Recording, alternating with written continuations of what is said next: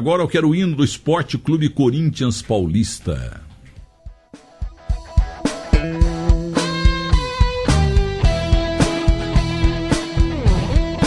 Vou ter agora a satisfação de ouvir um campeão do mundo, dos caras mais corretos do mundo do futebol, que é exemplo do Coutinho, parou muito cedo.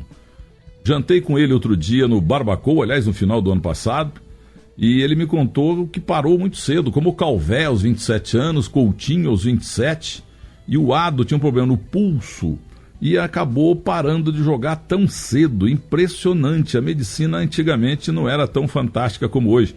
Meu caro Eduardo Roberto Stigen, como é que vai? Cadê o Ado? Alô, Ado?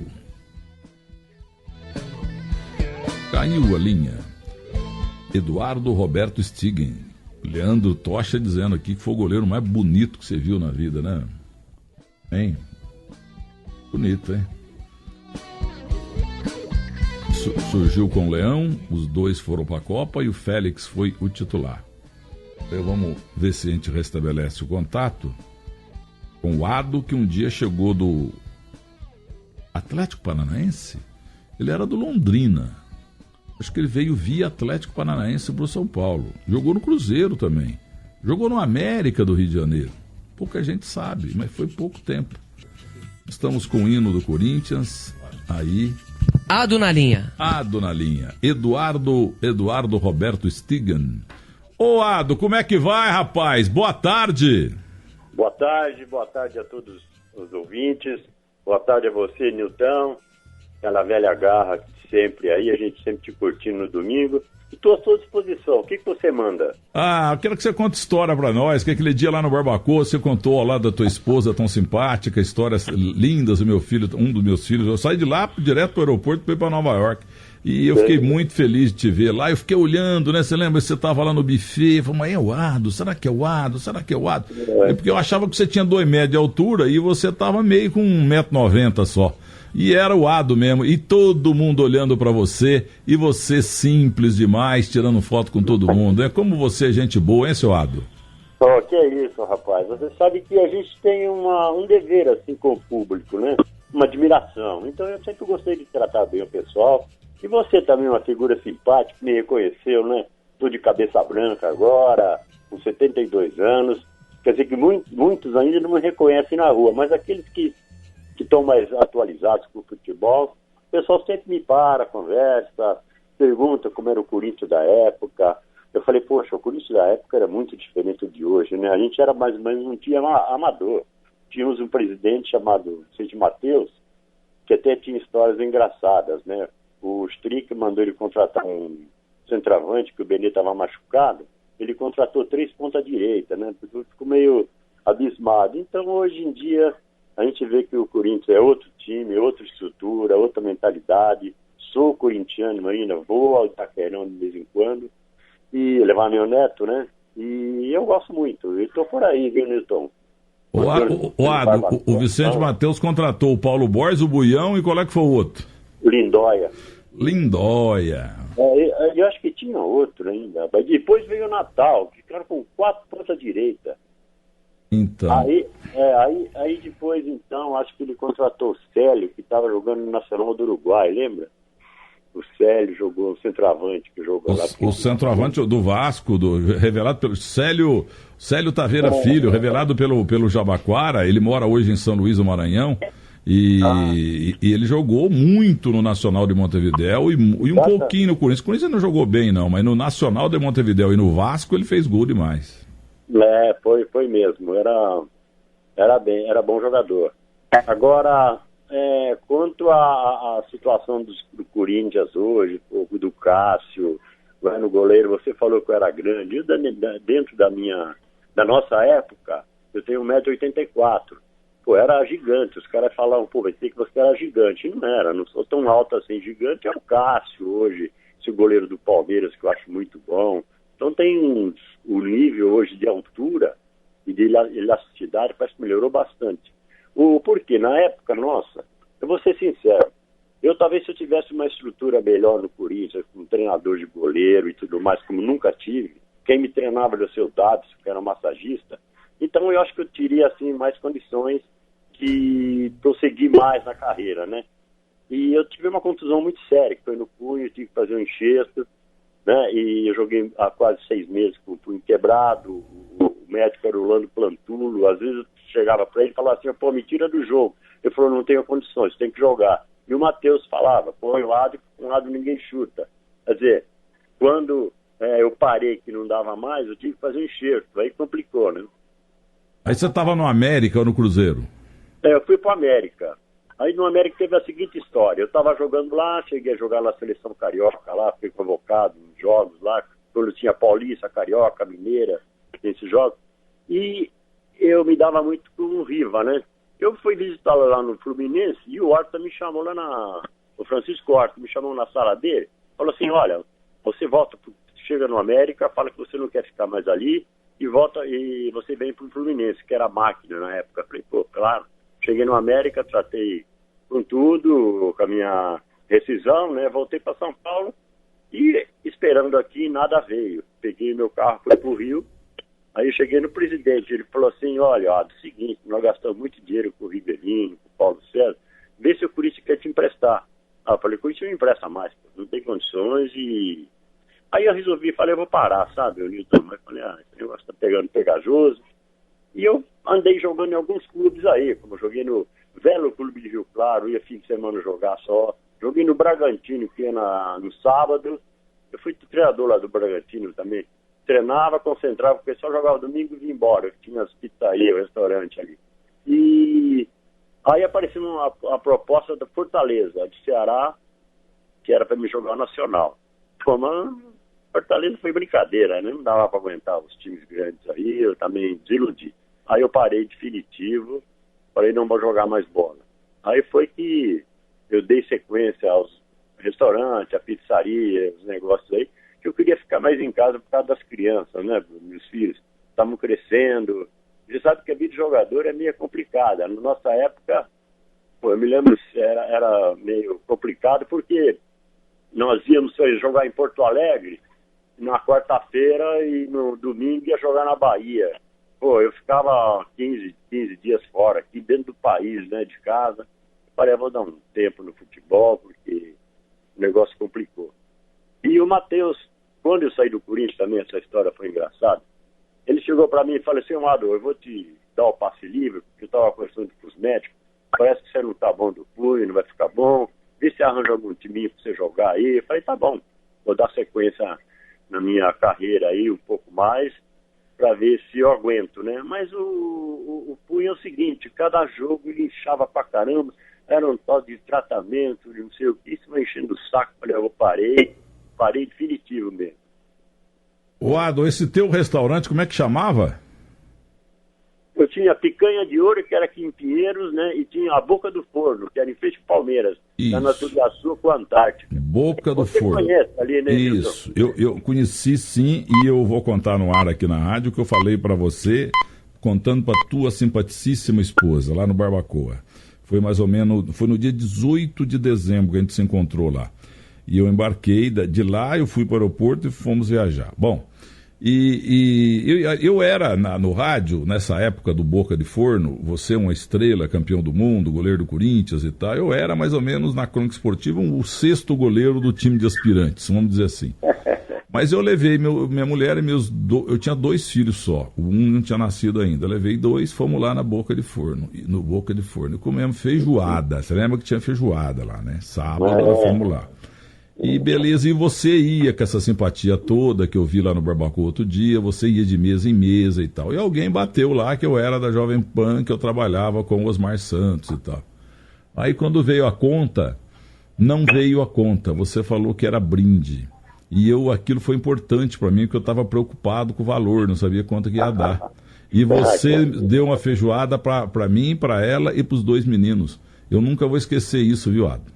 Espero que você tenha gostado da feijoada. Não, foi boa. Eu sempre gostei de feijoada. Hoje eu estou evitando e tal, porque dá uma engordada, né? Mas isso foi por volta de 72, 73, um pouco menos, um pouco mais. Por aí.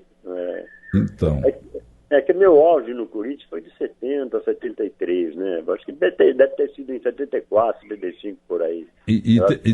Eu fui no Pacaembu uma vez a pé e morava numa pensão, primeiro na Alameda Jaú, depois num apartamentinho na Rua Pamplona, depois que eu fui morar num porão no Alfredo Elis. E teve um dia, eu acho que foi sábado, teve um Corinthians e Vasco no Pacaembu. E nós fomos, a turma de Muzambinho, uns 7, 8, fomos lá, ficamos na arquibancada, lá em cima e tal. Eu não sei se você lembra, um dia que o Rivelino fez um gol no Andrada, da intermediária. O Andrada foi na bola, ele pegou a bola, mas a bola veio tão forte que a munheca dele virou para trás e a bola entrou e ele ficou dando murro na grama, exatamente como ele fez no gol do milésimo gol do Pelé. Você lembra? É tanto gol na tua vida que você presenciou, que você tomou, não dá para lembrar de tudo. Mas esse gol do Rivelino, da intermediária, a cacetada que ele deu no Andrada, e ele levou as duas munhecas do Andrada para trás dentro do gol. Era aquelas bolas antigamente eram pesadas, né, Nilton? Era de capotão, rapaz. Ela ficava com os gomos marcados no peito, às vezes. Mas esse jogo, eu sei, mais ou menos eu lembro, né? Faz o quê? 40 anos já isso. E era um jogo, o Corinthians era um time bom. Eu sempre dizia nas entrevistas que eu dou aí, que o Corinthians era bom. Pena que os outros eram melhores, né? O Palmeiras, o Santos, tudo mais. Mas esse jogo aí eu não estou lembrado, não. Devia estar campo molhado, para bater na intermediária, assim, forte. E o Riva pegava bem, né? Pegava bem na bola. Agora, de um jogo você vai lembrar, Santos e Corinthians, o Edu fez um gol em você por cobertura, que foi uma das coisas mais lindas do futebol. Esse você lembra, né? Eu passo muito aí no Band Esportes no Gol Grande Momento. Foi 4-1 pro Santos, né? Jogou Neném Belarmino, Pelé, Edu. Aquela bola ali, o único jeito de você pegar aquela bola do Edu, se você jogasse as luvas nele, na bola. Mas se eu vou nela, eu quebro a espinha ali, porque, ele deu um corte no Baldock e no Ditão, que os dois trombaram, rapaz, eu saí na frente para cobrir a área, ele deu um toquinho por cima. Foi realmente maravilhoso o gol dele. Até hoje eu conto com o Edu muitas vezes, ele fala assim, o gol mais bonito que eu fiz na minha vida. E ele fala que foi esse aí, realmente foi maravilhoso. E me tirou totalmente da jogada, né? Porque eu saí na frente para cobrir ângulo, ele deu um circo toque por cima, né? Uma coberturinha, e ela foi lá na gaveta. E ele comeu o Pedrinho antes de encobrir você. Ele comeu o Pedrinho, lateral esquerdo do Bangu, que mora hoje em Recife. E antes o Pelé deu um chapéu no Pedro Rodrigues, falecido Pedro Rodrigues. Foi um chapéu perfeito também. Foi um dos gols mais lindos do futebol. Infelizmente para você era o goleiro.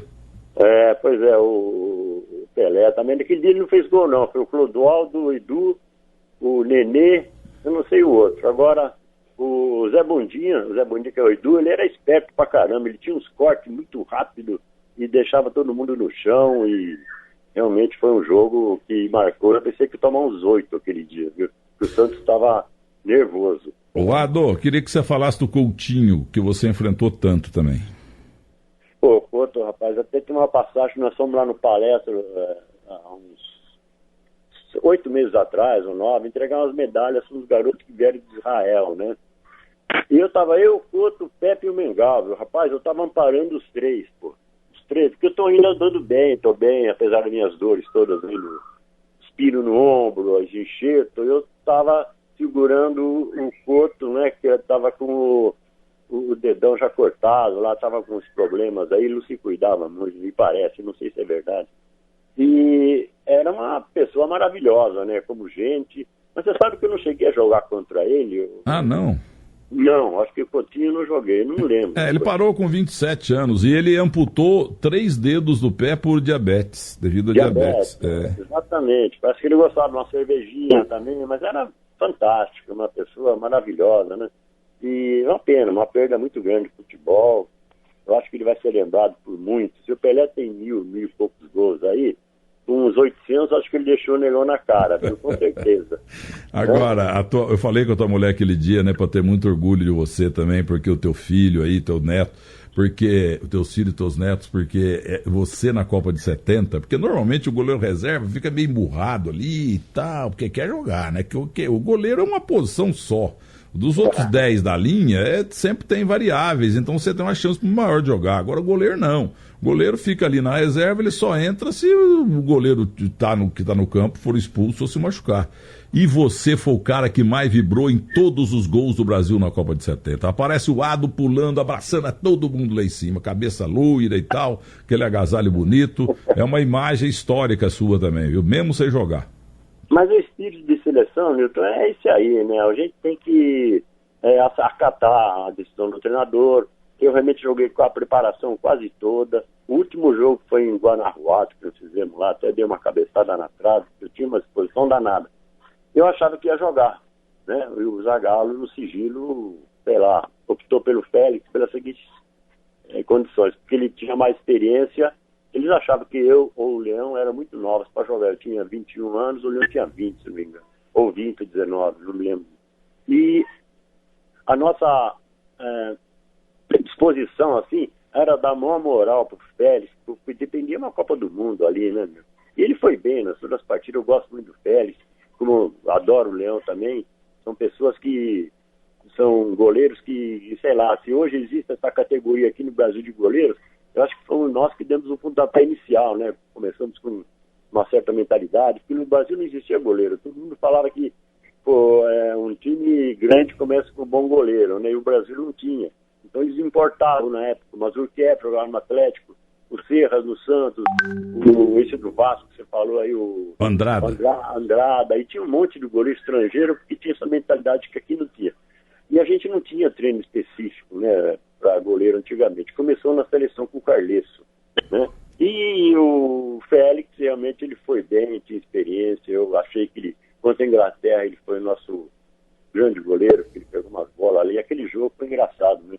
Ele, quando tomou aquele chute no pescoço lá do centroavante... Do Lee, o Zagallo falou, aquece, que o negócio foi feio, né? Eu já comecei a sair no tique ali no campo para aquecer, mas o Félix que recuperou. Mas sabe que a gente, quando é jovem, com 20 anos, você está com uma disposição, eu achava que ia entrar, meu. Né? Eu achava, vou entrar, que legal, pá, me aquecendo tudo. E até eu brincava com o Félix depois disso aí. Falei, se eu jogo essa Copa, Félix, vai ser o único goleiro invicto de Copa do Mundo. Eu não ia tomar nenhum. A disposição era tanta, né? Mas a nossa seleção era uma família, cara. A gente chegava no vestiário, o Pelé, aquela mania dele de deitar na mesa de massagem, ele ficava 15 minutos, ninguém podia mexer com ele. Acho que ele entrava em órbita, ele ficava meditando, começou a partida, e todo mundo torcendo, aquela brincadeira toda, o papagaio, às vezes, quando ia acender um cigarrinho, ia fumar lá no vestiário, o Coutinho atrás dele. Aí o Gerson falava assim, Coutinho, fica quieto, até quem vai jogar sou eu, você não tem nada a ver com isso. Quer dizer, era uma time, a gente falava, Gerson, vai devagar com esse cigarro seu aí, e se não, você quiser ajudar a gente lá dentro. Era uma família, cara, e todo mundo torcia por todos. E eu realmente dava a maior moral pro Félix, né? Porque, eu achava que ele era um grande goleiro, tinha história. Eu andei vendo umas passagens dele também. Ele foi grande, o Félix foi um grande goleiro na Portuguesa, jogou pra caramba no Fluminense, muitos anos. Então ele estava bem encaminhado nessa coisa de goleiro. E a gente não esquentava muito, porque nós éramos novos. Eu achava, bom, em 74 eu vou estar lá, né? Não tem problema, eu vou brigar com o Leão, porque ele também era o goleiro. Antigamente os jogadores eram todos nacionais, né? Não tinha goleiro importado aqui, o jogador importado. Eram todos que jogavam no Brasil. E a gente pensava, em 74 vou estar jogando na seleção, não tem problema, deixa o Félix jogar aí, que é a última Copa dele, blá.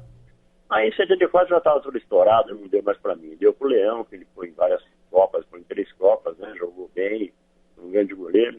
E ele seguiu a nossa meta, que era ajudar a melhorar o nível dos jogadores, dos goleiros aqui no Brasil, né? E a gente vê essa quantidade hoje aí, viu, Nilton, de goleiros bons aí. Eu acho que nós demos o pontapé inicial, realmente. O Leão foi em 4 Copas e deveria ter ido em 82. O querido Valdir Pérez, que está no céu, grande goleiro também, mas era a hora do Leão. Porque o Leão fez Copa, todas as Copas que ele fez, menos aquela que ela ficou na reserva, ele realmente jogou muita bola. Mas olha que emocionante. Pati Venerando, filha do Félix. mandando uma mensagem aqui. Estou chorando, ouvindo o Ado falando bem do meu pai. Manda um beijo para ela que ela está ouvindo a rádio. Pati Venerando, uma das filhas do Félix. Ô, Pati, um beijão, hein? A gente se conhece muito, eu tive muitos contatos com ela. Seu pai foi meu grande ídolo, viu? Meu grande incentivador. E realmente eu só tenho recordações maravilhosas dele. E convivi muito tempo com ele, viu? Mesmo na seleção de máscaras aí que o Luciano tinha na época aí, que a gente conviveu. Seu pai era maravilhoso. Parabéns pelo pai que você teve. Agora, quem convocou o Leão não foi o Zagallo. Você era tão bom caráter, e o Félix tão bom caráter, que vocês dois, entre aspas, invadiram a sala em que Cláudio Coutinho, Parreira, Zagallo e Toledo estavam escolhendo o sucessor do... Qual ponta? O Rogério, que o Rogério se machucou e iam levar o Mané Maria.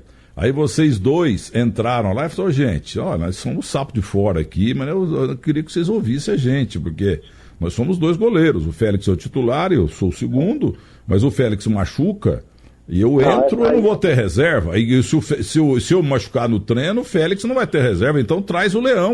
Nós precisamos de... Vocês fizeram isso em 70, aquilo que a FIFA depois descobriu. Vocês dois ensinaram a FIFA a levar 3 goleiros. Apesar que em 54 o Brasil levou 3 goleiros.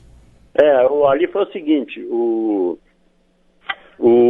Leão, ele trabalhou toda a preparação aqui no Brasil, né? Ele foi cortado porque antigamente era só 2 goleiros, né? Então ele tinha sido cortado. E foi o Rogério. E o Rogério, quando teve uma contusão muito séria, que não ia dar para ele jogar lá, o Zagallo estava pensando em convocar outro jogador. Aí nós fomos dele e falamos, ó, traz o Leão de volta, porque, goleiro machuca muito, né? Quem sabe se precisa.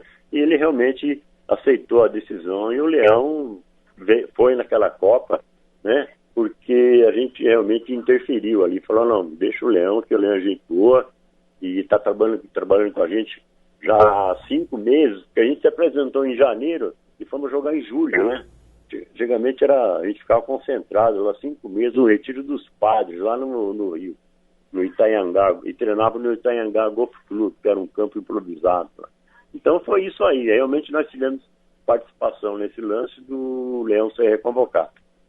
Agora, Ado, vou contar uma história em 1 minuto para você. Não sei se você sabe, ou você deve saber. Mas é o seguinte, o Félix tinha suas filhas. E as meninas a família morava num apartamento alugado lá em Laranjeiras, ele era goleiro do Fluminense. E ele era contestado, porque ele não usava luva, muita gente não queria o Félix, o pessoal queria Ado, queria Leão. E o Brasil treinando, fazendo amistoso e tal. Aí um dia uma das filhas dele chega em casa, lá no apartamento, lá no Rio, Laranjeiras, falou assim, ô pai, o que é ser frangueiro? Aí ele falou assim, não, por que chamam você de frangueiro lá na minha escola? É o chamado bullying, né? Mas o Félix falou assim, não, filha, é que quando eu era menino, lá na Moca, quando eu jogava, antes de jogar no Juventus, tinha uma padaria lá que eu trabalhava na padaria vendendo frango. Eu que tomava conta daquela máquina de assar frango lá. É por isso, viu? Tá bom. Ah, tá bom, pai, tá bom. Tempo passa, acaba a Copa, o Brasil é campeão. E você estava lá no meio do campo com o Tostão, quase pelado, Pelé quase pelado, os mexicanos maravilhosos arrancando chuteira de vocês, só não tiraram a sunga. E ninguém vê o Félix. O Félix saiu do gol e correu lá por um portão que o Demário Touguignó explicou para ele, e ele escreveu na sunga o Press Collect Call, ligação internacional a cobrar da imprensa. Ele escreveu, porque ele não sabia ligar para o Brasil.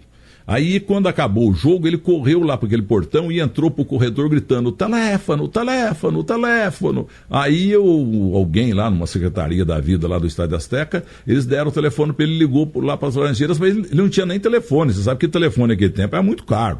Entendeu? O telefone era da vizinha. Aí caiu na vizinha. Aí ele é o Félix, chama minha mulher e eu esqueci o nome da menina. Não é Pati, é a outra.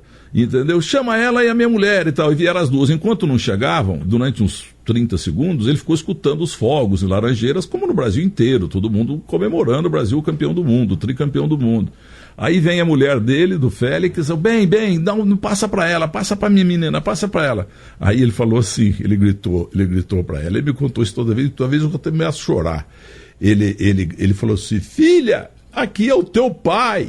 Amanhã no colégio, porque carioca não fala colégio, fala colégio. Amanhã no colégio, você fala pros teus amiguinhos lá que o teu pai não é frangueiro. O teu pai é campeão do mundo. O teu pai é campeão do mundo. O teu pai não é frangueiro, não. Você sabia disso? Mas é mesmo. Não, o Félix, ele foi muito cobrado, cara. Ele foi um dos jogadores mais cobrados da seleção. Todo mundo achava que tinha que jogar eu e o Leão. E o Zagallo persistiu nele e foi. E pegava muito no pé dele, que esse negócio de frangueiro, negócio de goleiro era franzino, não usava luva, não podia treinar muito, porque ele já não estava com uma idade meio avantajada, ele tinha uns problemas já de contusão. Então foi realmente um desabafo dele, que a gente sentiu bastante, demos todos os apoios para ele, ele queria falar com o Brasil, mas naquela época você não falava direto com o Brasil. Eu me lembro que nós ficamos concentrados lá em Guanajuato, e o Brito queria falar com os cachorros dele, quer dizer, ele pedia ligação hoje para falar amanhã. Os cachorros dele latiam, que tinha uns pastores alemão, que ele adorava. O negócio era meio esquisito, viu? Não tinha essa conexão direta. Aí começou a transmitir diretamente as televisões, os jogos, né? Porque antigamente também não existia esse negócio de transmissão direta. Foi isso que deixou todo mundo louco aqui no Brasil, e o Félix realmente... ele desabafou muito porque ele foi muito criticado e com méritos, né? Porque, ele mereceu mesmo, foi um grande goleiro. Eu acho que sem ele, talvez, a seleção não teria tanta brilhantismo, né? Foi grande. A gente é feliz de ter ele como companheiro. É isso que eu falo. Eu acho, se eu fosse técnico, eu poria Ado ou Leão. Olha, ninguém gostava e gosta do Félix mais que eu, só a família dele. Mas eu também poria Ado ou Leão. Mas aí que tá, jogou Félix e o Brasil ganhou a Copa do Mundo. Tem uns imbecis aí, Ado, que de vez em quando falam assim, Brasil ganhou a Copa de 70 apesar do Félix. Como é que o cara sabe? Se o Brasil tivesse o Gilmar lá, o Ado, o Leão, o Levi Ashen, o Gordon Banks, os maiores goleiros do mundo, etc e tal, será que o Brasil ganharia a Copa? A única certeza que a gente tem é que com o Félix ganhamos a Copa, que ganharíamos e ganhamos a Copa. Então essa frase ele morreu inconformado. Milton, ele me chamava de Milton, ouvi de novo, o mocinho lá falou que o Brasil ganhou a Copa de 70 apesar de mim, isso é muito chato. Não, o Félix, nossa, mereceu, foi um grande goleiro. Agora, goleiro é o seguinte, rapaz, eu vejo muita história dos goleiros, você apresenta muito. O Barbosa do Vasco, mas acabaram com a vida desse rapaz aí, né? Como é que ele sobreviveu a tudo isso? Com essa crítica, nós perdemos a Copa do Maracanã, não foi o Barbosa, o Nilton? Foi, em 51. Então, o cara que foi... 50, em 50. Eu cumpri a maior pena do mundo, foi 50 anos que cumpri essa pena, por ter falhado naquele gol, sei lá o que aconteceu. E o Félix, realmente, os desabafos que ele fazia, porque realmente ninguém levava fé nele. Agora, esse pessoal que fala essa bobagem dele aí, com certeza não viram ele jogar, porque foi sempre um grande goleiro, Félix. Agora, essa frase eu criei mesmo, eu bato a exaustão. O Barbosa foi crucificado por não ter ganho a Copa de 50, e o Félix foi crucificado por ter ganho a Copa de 70. É o fim da picada. Agora, só duas do Corinthians agora, pra você ficar aí com a tua bela família. Quero que você dê um beijo na tua esposa, que ela teve uma paciência danada, eu contando história pra você, eu indo pro aeroporto, o motorista, vamos, eu não aguentei. Falando com o jogador velho, comigo mesmo. Então, vamos falar de um jogo, porque morreu o teu back central daquele jogo de 71, em que o senhor tomou 2 gols de cara do César Maluco. Foi em abril de 71, com 6 graus no Morumbi. O Palmeiras com Leão, Eurico, Luiz Pereira, Alfredo, Zeca, o Hector Silva, o Levinha estava na reserva, o César, Demir da Guia, aquele timaço do Palmeiras. Dudu e tal. Então, de cara, o César fez 2 gols em você. E o jogo terminou no primeiro tempo. Aí no primeiro tempo entrou o Sarno, tirou o Lindóia, que você citou agora mesmo, botou o Natal e tirou o Samarone e colocou o nosso saudoso, ai meu Deus, o Adãozinho. Entrou o Adãozinho. Aí começa o segundo tempo, 2-1, gol de Mirandinha, 2-2, gol dele num tiro comprido, diria Fiore Gilhote, do Adãozinho. e depois 3-2 para o Palmeiras, gol de Leivinha, que entrou no lugar do Hector Silva. Aí, o Leivinha, coisa rara, brigou com o Rivelino e os dois foram expulsos. Aí em seguida o Tião, que fez um gol na vida, outro na morte, fez um gol de Beckenbauer, ele driblou a defesa do Palmeiras inteirinha e empatou. E no fim, Mirandinha 4-3. Aquela vitória lá não foi a mais emocionante do Corinthians no teu tempo? Foi uma das mais emocionantes. Mas eu vou te falar uma coisa, esse jogo aí, no começo, os caras meteram o César, meteram os dois, eu falei, vou tomar um saco hoje, que o Palmeiras estava endiabrado. E o nosso time estava apático. Eu falava para os caras, gritava, pô, vamos lá, pega, não sei o que, põe nada. E quando o nosso time começou terminou o primeiro tempo 2-0, eu falei, pô, vamos maneirar aí, porque o negócio tá feio, vamos tomar um monte desses caras aí, pá. Aí o que aconteceu? O nosso time cresceu, o Mirandinha começou a jogar bola, Donzinho bem. Nosso Becão lá era o Sadi, né, se não me engano, tava jogando... Não, o Sadi era o back central e nunca jogou de back central, era lateral esquerdo. E é ele que eu ia te falar, semana passada morreu o Sadi em Porto Alegre. Pois é, eu fiquei sabendo. E esse jogo aí, inclusive, eu vi na internet. Tava aí, o jogo na Grande do Quatro de Paris, foi um jogo maravilhoso, né? E o Corinthians estava numa fase de ascensão. Aquele negócio desse ano vai, porque nós ficamos 20 anos eu não fiquei 20 anos, fiquei uns 3, 4 só, mas, pô, a fase estava difícil. E nesse jogo eu pensei que ia tomar um monte, né? O César meteu 2 gols, depois eu consegui empatar o jogo com o Mirandinho, o Adãozinho, não sei bem. Deu a saída, o Leivinha meteu outro gol, eu falei, pô, mas não tem jeito, as bolas que vêm aqui estão entrando. E era tudo bolas indefensáveis. Essa do Leivinha foi no ângulo, pô, eu saltei e não peguei nada. Mas foi um jogo, não digo o melhor da minha vida. Eu tive um jogo uma vez que eu fiz contra o Cruzeiro lá em Minas, ganhando de 1-0, vocês também não lembram, mas foi uma das maiores partidas que eu fiz no Corinthians. Eu tinha voltado de uma operação do joelho nessa volta, então não tava com o joelho até meio atrofiado, a perna meio atrofiada, ainda entrei no jogo, foi um dos maiores jogos que eu fiz na minha vida. Agora, quanto ao jogo do Palmeiras, realmente foi um jogo que marcou muito, porque é nosso grande rival. Antigamente o bicho até no vestiário dobrava, para pagar esse jogo tem, sei lá, o dobro, era 1.000, 1.500 cruzeiros na época, né? Passava para 3, eu soltava a grana ali. E foi um jogo que marcou muito, realmente, o jogo do Palmeiras. Olha, esse jogo do Mineirão, eu estive muito durante uns anos aí, jantando muito com o Luiz Carlos Galter e outras figuras maravilhosas, outras não. Mas o Luiz Carlos Galter, que marcou o Pelé em 68, no dia 6 de março, acabou com o tal Pelé. E nesse jogo do Mineirão, ele não estava aguentando segurar ali aquele time avassalador do Cruzeiro. Aí ele chegou em você, que teve um repórter, não sei se foi o Vitor Moran da Rádio Tupi ou o Juarez Soares. Ele falou assim, olha, o Luiz Carlos acabou de falar aqui, eu escutei, porque os repórteres ficavam do lado, ficavam atrás dos 6, atrás da rede ali, né? Ou falou pro Ado assim, Ado, não tô aguentando, não tem jeito de segurar esses caras. Sabe o que você falou pro Luiz Carlos? Deixa comigo que eu seguro aqui.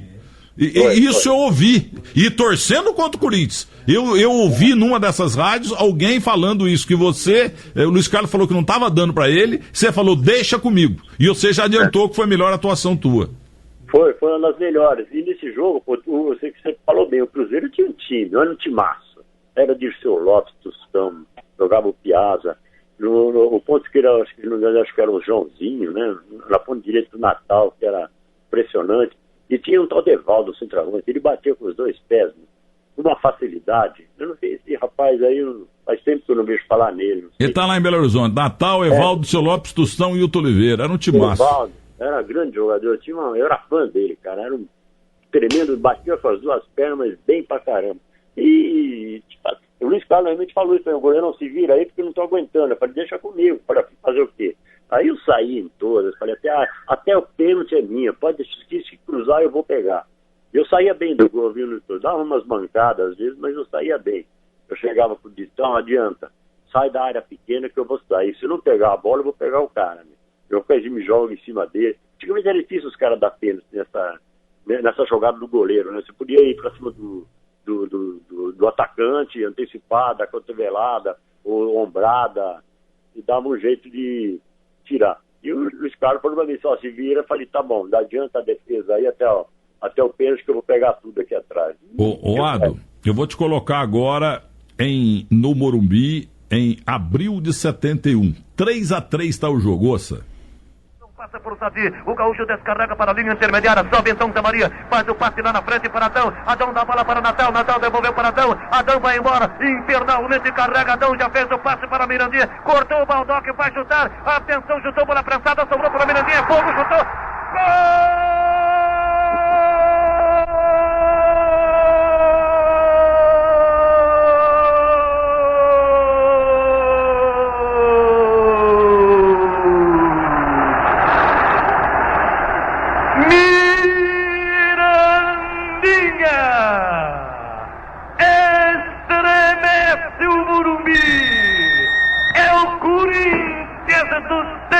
Que não voltavam mais.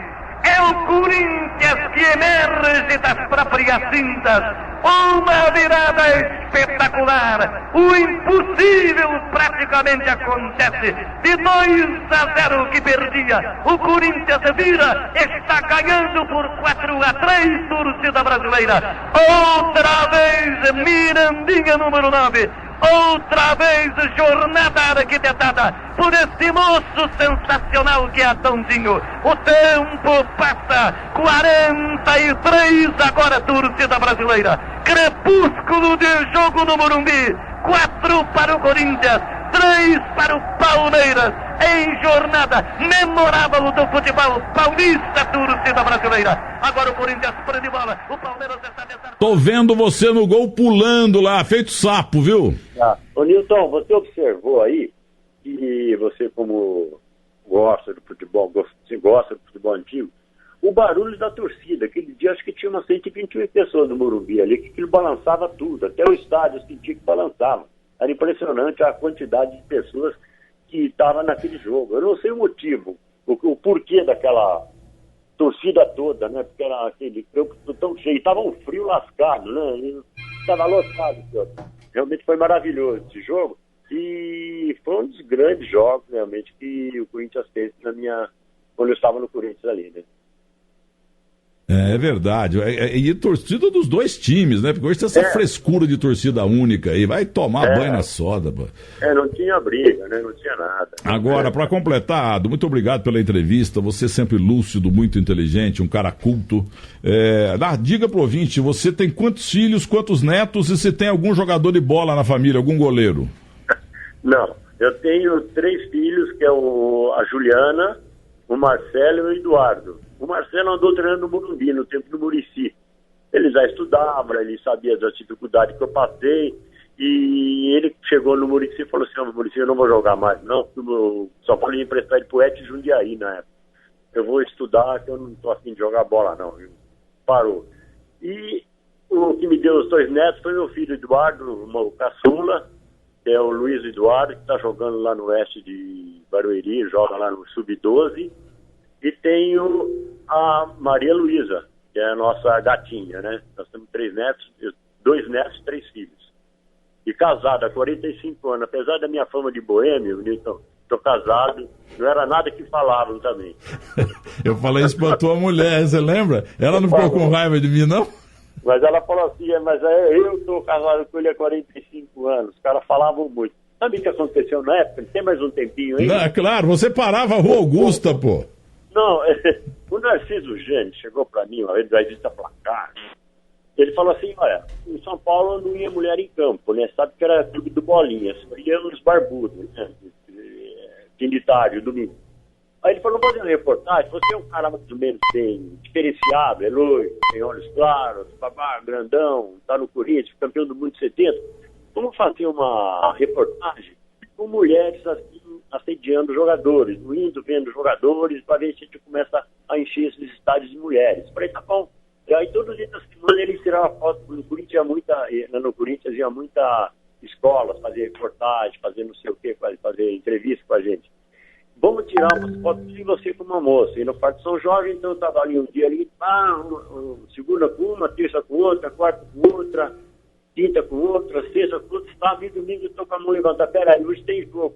Até hoje os caras acreditam nisso. Isso foi uma propaganda que o Narciso fez da lista Placar para levar as mulheres também a assistirem os jogos, que não ia antigamente. E isso aí até hoje é muito mal, assim. a fama de mulherengo, de não sei o quê. E na verdade, era verdade. Pô, vivia viajando e concentrado, pô, não tinha tempo para isso. O Narciso James, trabalhei com ele, o Zé Silvério, o pai do gol, está aqui também. Trabalhamos juntos uns 7, 8 anos com o Narciso James, grande jornalista. Agora, melhor ter fama de pegador do que, né? Lógico. Não, quanto isso tudo bem, mas a história foi essa, de começar a levar as mulheres em campo, né? Porque em 70 a Leila Diniz foi lá na concentração nossa, nos conhecer, queria ver eu contando, né? Então tinha esse negócio das moças começarem a participar mais do futebol, né? Não era só o clube do Bolinha ali, né? Que só homem. Tinha mulheres também, prestigiando o futebol. Como hoje é uma realidade, né? As moças vão em campo, mas as mulheres iam no campo a te ver também, né, mano? Não, ia ver o jogo, né? Começaram a aprender a ver jogo, né? Mas não sabiam. Ô, Ado, para terminar, você falou aí das concentrações do Corinthians, você falou muito do Lindóia. Eu gosto muito do Lindóia, fiz belas entrevistas com o Lindóia. E o Dr. Osmar de Oliveira, meu velho amigo que está no céu, esse cara foi fantástico e começou, ele se formou em medicina em Sorocaba. Depois ele já entrou no Corinthians, que é a paixão da vida dele. E você falou do Lindóia. Eles estavam em Águas de Lindóia, o Corinthians estava concentrado. Talvez você estivesse nesse time aí, não sei. Tava lá o Vicente Mateus, Isidoro Mateus e tal. Vocês jantaram, cada um foi para um quarto, para os seus quartos e tal. De repente, às 2 da manhã, foram procurar o doutor Osmar, que já estava dormindo. Osmar, vai pro quarto tal, porque o Lindóia tá morrendo. Ele tem 5 minutos de vida, ele tá morrendo. Vai lá, Osmar, o Osmar de pijama mesmo foi lá e consultou e tal, viu, etc e tal, e receitou para ele supositórios. Foram na farmácia correndo lá, compraram o tal supositório, só você toma um de hora em hora, de 2, toma um agora, outro daqui meia hora, ou 2 horas, 3 horas, sei lá. Beleza. Aí ele tranquilizou, foi dormir. Quando foi 7 da manhã, ligaram pro doutor Osmar, o Lindóia morreu, ele não tá mexendo mais. Aí vai o Osmar de novo de pijama lá no quarto dele. Sabe o que ele fez? Ele falou, mas você não tomou, você não introduziu o supositório? Eu não, doutor, eu tomei. Eu tomei, doutor, mas esse Guaraná Antártica aqui estava estragado, porque não é possível, eu tomava o teu comprimido, o supositório é chamado de comprimido, eu tomava o teu comprimido com Guaraná, que eu gosto muito, mas esse Guaraná acho que está estragado, porque eu tô morrendo, doutor. Mas meu filho, era para introduzir, não era para beber. Essa história também é hilária e verdadeira, viu? Mas o Lindóia era uma figuraça, meu. Ele tinha os olhos meio esbugalhados, né? E ele chegava no Parque São Jorge de manhã cedo para treinar, dava a impressão que ele estava amado, né? Tinha bebido a noite toda, porque chegava com o olho vermelho e esbugalhado. A gente falava, a noite toda bebendo, né, meu? E não era bom menino pra caramba, mas era inocente, né, Nilton? Você podia dar supositório que eles tomavam. Tomou. Deu ingresia, como disse o Osmar. Você também conviveu com o Osmar, né? Que cara maravilhoso, né, Ado? Nossa, o Osmar foi grande. Nossa, adorava ele. Ele estava morando aqui perto de casa, rapaz. Até a Beth, a esposa dele, eu tô para visitar a qualquer hora. Faz tempo que eu não vejo. Os filhos dele, cara, eu levei no colo e tudo mais. O Osmar de Oliveira foi uma figura, nossa, um dos grandes médicos que o Corinthians teve na época, né? Colocava o pessoal em forma, assim, em condições de jogo, rapidinho. E tinha um massagista chamado Toninho Pentelho. Ouviu falar dele? Desse não. Esse cara, a gente tomava muita injeção antigamente, né, para tirar dor no músculo, aquelas coisas. Eu não sei hoje em dia se os caras fazem isso. Até tinha uma ali que era uma mistura da B12 com a Bituel, para tirar. Hoje dá choque anfilático, a gente tomava direto esse negócio. E tinha esse Toninho Pentelho que ele dava uma injeção e batia no teu ombro assim, dava uma petada. Você não sentia nada, eu nunca vi. E não esterilizava nada, era tudo naquela caixinha de álcool embaixo, sabe? Era muita loucura antigamente. Ado, te agradeço muito a simpatia pessoal que dia no Barbacoa e hoje no ar aqui na Rádio Bandeirantes. Teu Corinthians vai jogar daqui a pouco. Mas eu estou em dívida com você. Então é o seguinte, eu preciso pagar aquela feijoada de 72 na boca do forno, eu, a minha mulher e 2 molequinhos, entendeu? Você não cobrou, para mim foi muito importante aquilo, eu era um duro. E agora, eu ia até pagar aquele dia lá no Barbacoa, mas você tava com todos os donos de cartório de São Paulo, tinha uns 80 lá, e me quebrava, pô. O que era aquilo lá? Você também mexe com cartório? Não, a minha esposa, né, ela está muitos anos, 30, 40 anos no cartório, era da tia dela, hoje passou para outra pessoa, né? Então, todo ano a gente tem uma reunião lá dos funcionários do cartório e a gente bebe, come, confraterniza, faz um monte de coisa ali. Isso, então, mas a próxima é por minha conta. Agora, para terminar, ouça isso aqui de novo, Fiore Gilhote. Olha que beleza. Abril 71, 5 graus no Morumbi. De um contrário que até tentou passar, passou, solta a bola para Teus, sai goleiro, passou para o goleiro, cutucou, é fogo! Gol!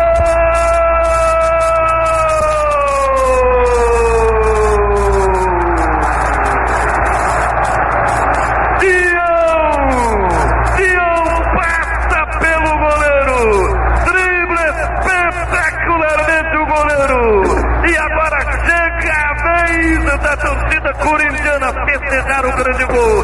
Chega a vez da torcida alviverde encolher e recolher as suas bandeiras.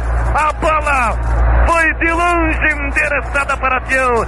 Ele alcançou o goleiro, saiu, passou pelo goleiro e cutuca no canto direito da cidadela alviverde.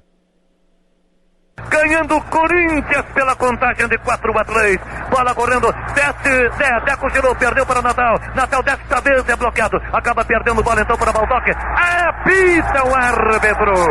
Fecham-se as cortinas e termina o grande espetáculo. Vitória gigantesca. Vitória extraordinária. Feito memorável do Corinthians. Revivendo as suas melhores jornadas. 4 para o Corinthians. 3 para o Palmeiras no Morumbi. Jogo 4 da loteria esportiva. Troféu Bandeirantes para o menino sensacional. Aí, Ado, atrapalhei teu almoço de família aí, mas tenho certeza que essa reminiscência fez com que você voltasse àquele jogo, que é aquele frio danado e a grande vitória do Corinthians 4-3. Muito obrigado, seu Eduardo Roberto Stigen. Valeu, Nilton. Qualquer hora apareço por aí para dar um abraço. Quero você no terceiro tempo da Band na semana que vem ou na outra, tá? Vamos ver tua agenda aí. Tá bom. Me dá um alô aí. Um abraço pra você. Um abraço. Muito obrigado. Ei, mas que simpatia, hein? Tá vendo? Esse é o Ado, goleiro que veio de Curitiba, mas ele era de Londrina. Ele jogava com o Lidu lá no Londrina. Lidu, que o nosso amigo Tesonildo chamou de Lido outro dia aqui. Vamos agora, Fiore Gilhote, falando da morte de Eduardo e Lido, porque Lido foi sepultado em Presidente Prudente. Como diz Denilson Show, eu lido errado, é. Ai, meu Deus. Nossa.